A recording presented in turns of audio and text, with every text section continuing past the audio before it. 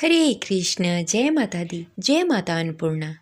प्रिय श्रोताओं, आज शुक्रवार के दिन सुनिए अन्नपूर्णा माता की संपूर्ण कथा। तो प्रेम से बोलिए अन्नपूर्णा माता की जय। जय माता दी। अन्नपूर्णा माता की पौराणिक कथा के अनुसार एक बार भगवान शिव ने माता पार्वती से कहा कि यह संसार केवल माया है, भोजन भी माया है, शरीर और अन्न का कोई विशेष महत्व नहीं है।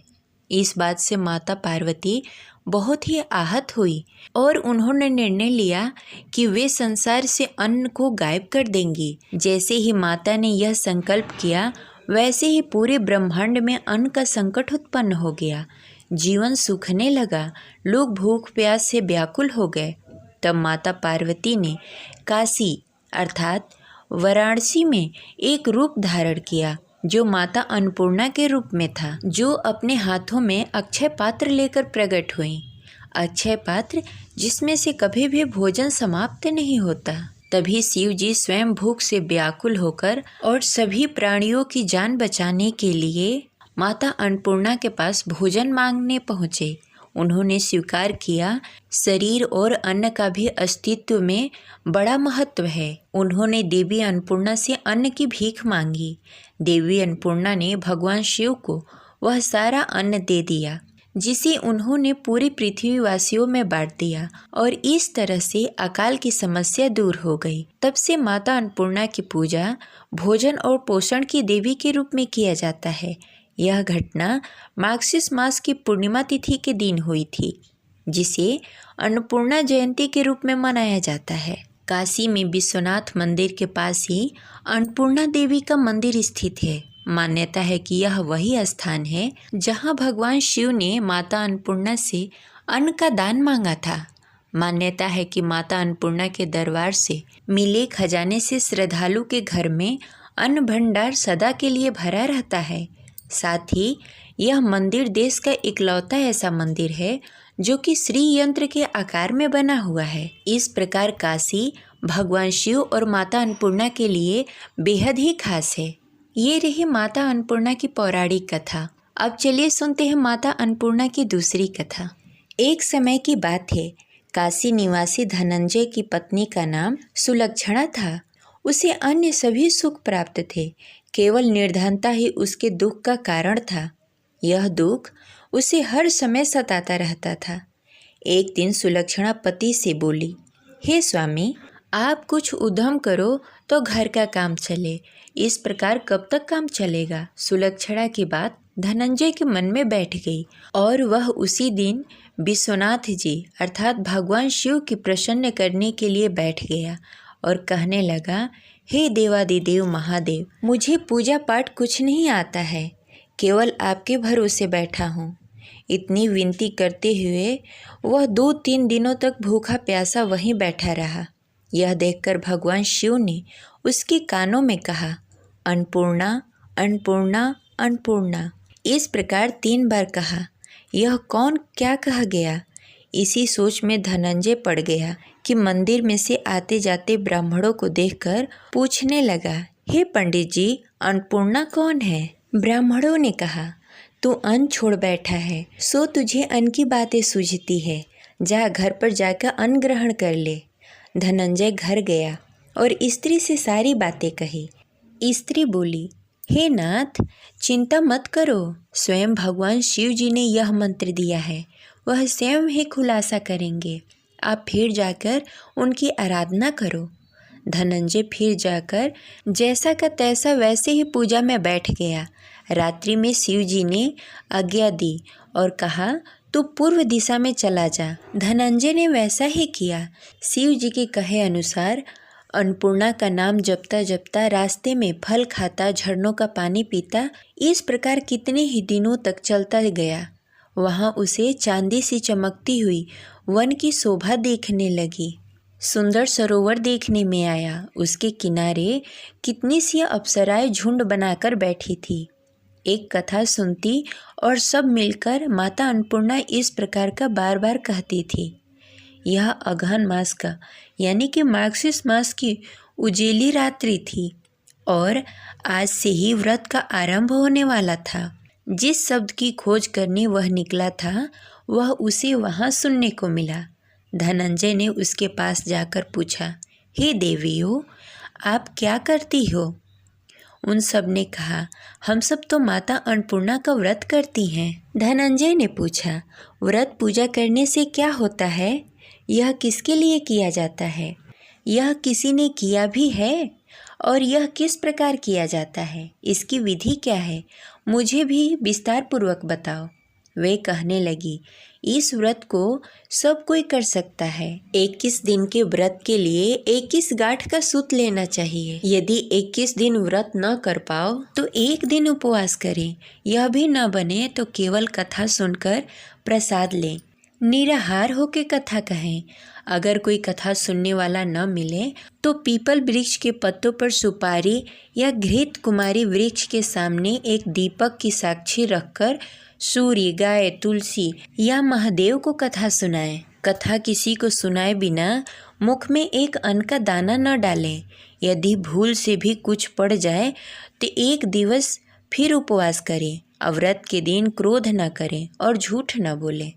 धनंजय बोला, इस व्रत को करने से क्या होगा?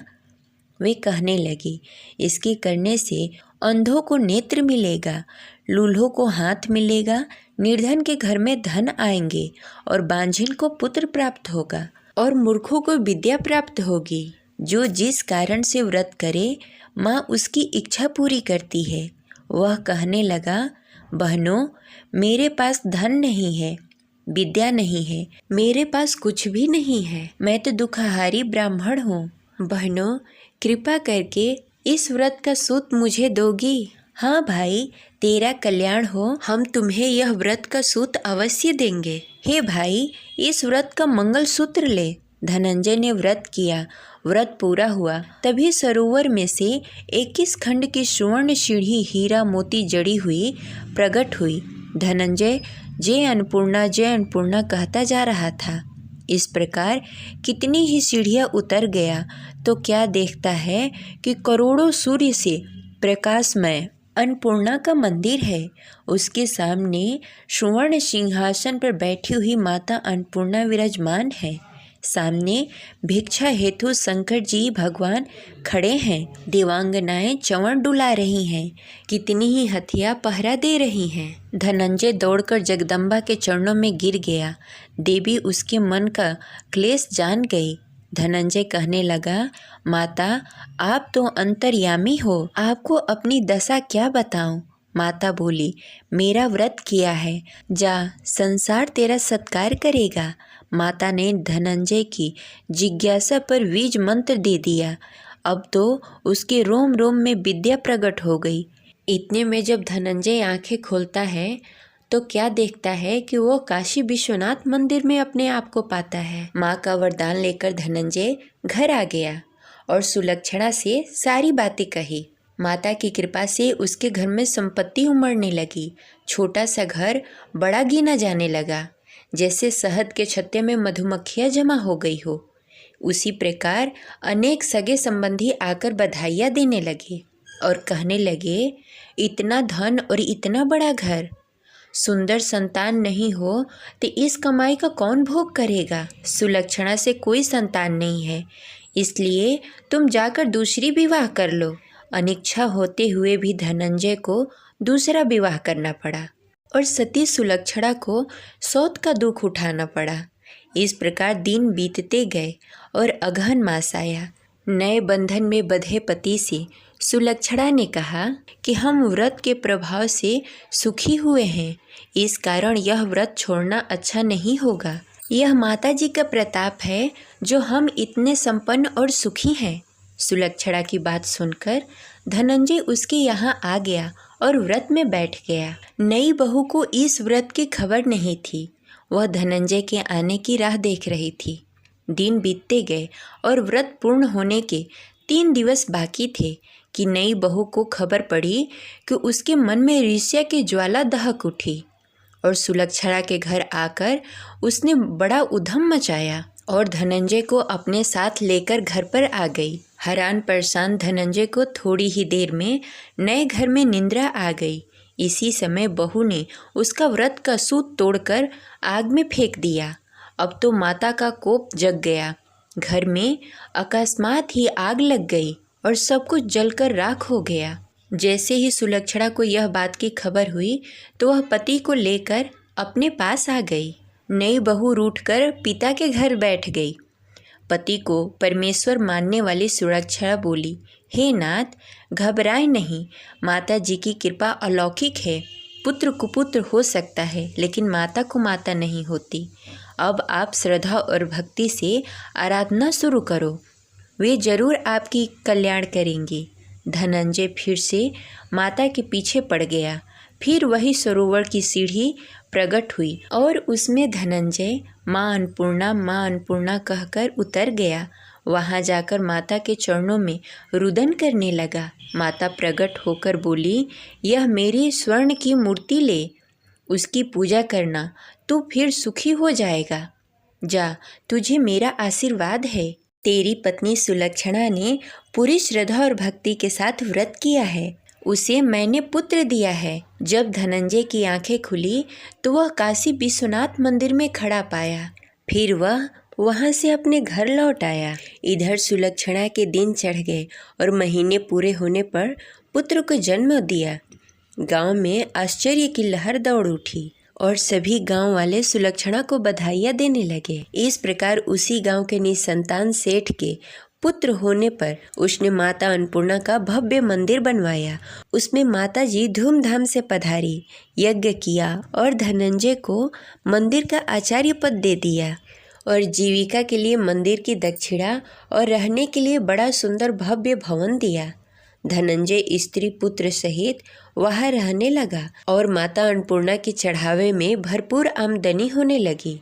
उधर नई बहू के पिता के घर डाका पड़ गया, सब लूट गया।